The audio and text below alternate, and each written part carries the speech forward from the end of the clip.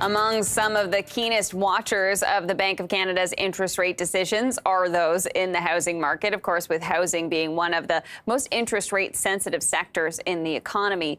Let's bring in Francis Fong, Managing Director of TD Economics, for more perspective on this decision by the Bank of Canada to hold, but also what we've been seeing in the housing market following the past two hikes by the Bank of Canada. It seems like we're in an interesting period. This pause might seem like it's like the pause back in January, but I don't know. Do you think that it will be in terms of the effect that it has in sparking the real estate market again? It's a great question, and just to kind of take a step back and talk a little bit about how we might be in a different situation than January. Yeah. A lot of the underlying economic data has continued to soften since then. So that first pause, they took stock, fastest pace of interest rate hike in decades, and the data moved in the right direction, but not quite at the speed that they would want. And there were still central banks around the world continuing to raise rates, so kind of following suit along there. But we're now seeing that we have sort of hit that inflection point now. The labor market has likely kind of bottomed out in terms of the unemployment rate. Job growth has slowed quite significantly, and the inflation statistics have come in quite well. Like, we're starting to see some of these core metrics lean closer and closer to target. So yeah, I mean, we're of that kind of consensus view that a lot of folks are carrying now that Bank Canada's likely reached their peak.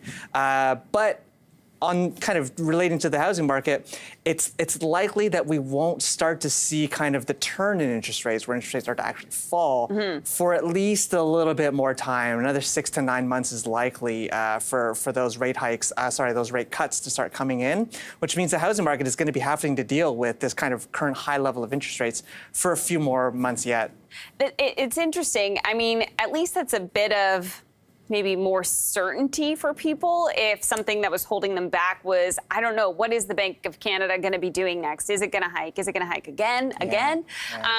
If they think that the Bank of Canada might hold and this is the peak and just sort of wait things out for a while, I don't know how people will interpret that. I mean, like, you're mentioning, though, if the budget is the budget and you can't afford mortgage costs at this level, then you can't. Absolutely. That uncertainty is coming clear in the data, like in terms of the sort of outgoing funds that we see in terms of mortgages. Not very many variable rate mortgages these days. Just about 6% of originations are happening on the variable side. Yeah. And that reflects, a lot of folks are just worried, like, are they going to still continue to hike? Is my mortgage payment just going to keep going up and up and up? Or the amount of interest I'm going to pay going up and up and up? So a lot of people are fixing into this relatively kind of higher rate environment. And it's tough, because I think a lot of folks, from an affordability perspective, it's tough for a lot of folks, because they think, well, we're in this extremely high level interest rate environment. Will this finally cause home prices to correct and bring affordability down to a level that's more reasonable for the average consumer? And unfortunately, the news doesn't seem that good either, sadly, mainly because, and this, I think, is the maddening part of the housing market. If you look at who's actually been driving up home prices over the past, not just the past few years, the past 10, 15 years, it's actually high credit quality borrowers that are actually coming in. The average level of credit quality in mortgage borrowers in Canada has just continued to hit higher and higher and higher levels. And the maddening part about that is, if you think about it, the people that are driving up home prices to these supposedly unsustainable levels are, according to this data, actually the ones that can best afford these levels of home prices. So, which is very difficult for people that have been priced out of the market to understand, is that how can people continue to push up prices higher and higher and higher? And yet here we are.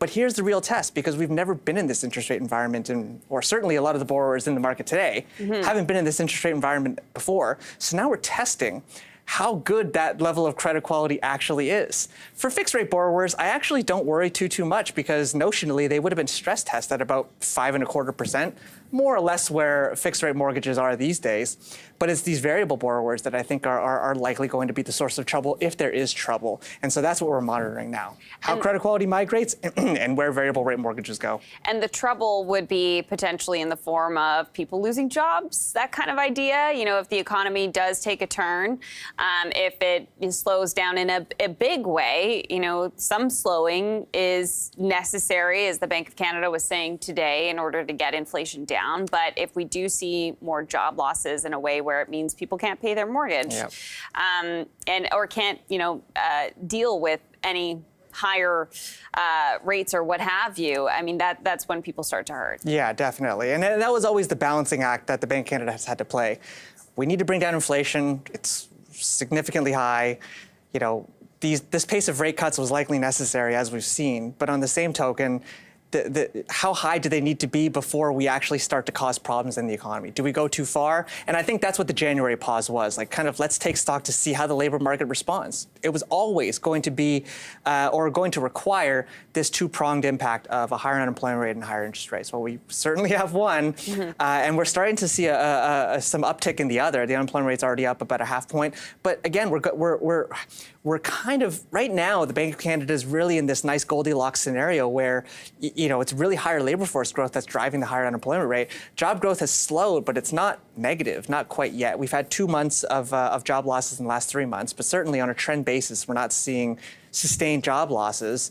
We're anticipating another half-point increase in the unemployment rate, which notionally we're hoping will be, again, driven by just the softening in the economy and faster labor force growth, kind of leading people to kind of maybe pare back spending and bring down those prices a little bit more. But that balancing act is a really difficult one to play, and certainly one the Bank of Canada has been trying their hardest to walk. We were talking with RE/MAX yesterday. Their forecast for home prices for the rest of the year is that they'll be flat. The national average will be flat from here. Do you think that could be a scenario that plays out, that home prices don't really go anywhere while we are in this time of wait and see by the Bank of Canada, and maybe wait and see by buyers and sellers too? Yeah, it's a good question. And so pound for, you already mentioned it before, pound for pound with mortgage rates as high as they are, the levels of income that we're walking into are just going to go less far than they used to. So by that alone, notionally, there's going to be some downward pressure on prices, and certainly we're anticipating that.